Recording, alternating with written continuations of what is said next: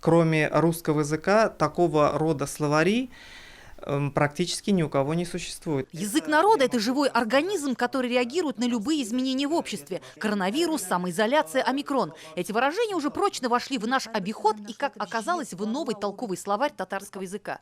По словам сотрудников Института языка, 6-томное академическое издание ученые писали 20 лет. 70 тысяч слов – актуальный на сегодня лексический запас от архаизмов до неологизмов. У нас есть историческая литература, у нас есть исторические романы, при чтении которых читатель может задаваться вопросом, и он должен найти ответы. Академия наук Татарстана, которая была создана еще в начале 90-х годов прошлого столетия, должна была изначально вести гуманитарное направление. Это изучение языка, литературы, искусства, истории народов, проживающих на этой земле. Но туда вошли и фундаментальные, и прикладные науки, так как знаменитая Казанская школа была известна на весь мир.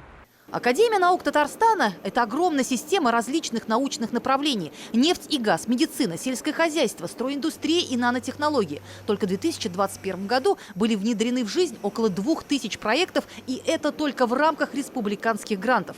Наши ученые впервые начали разрабатывать новые механизмы борьбы с коронавирусом при помощи внедрения в процесс исследований новых химических элементов. Когда нужно исследовать легкие, особенно с этим коронавирусом, ведь он же на легкие, кстати, отражается, да?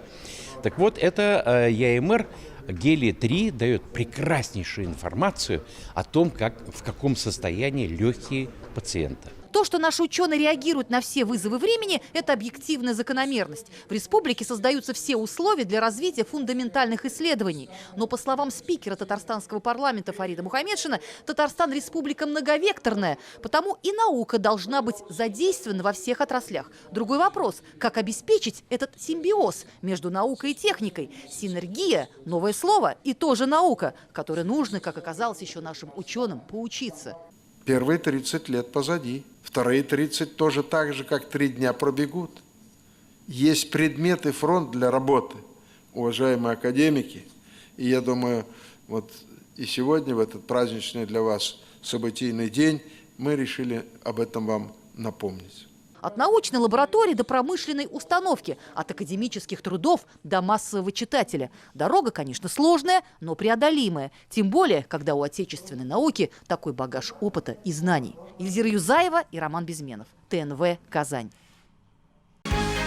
Закажи рекламу на ТНВ. Телефон в Казани 5 705 100.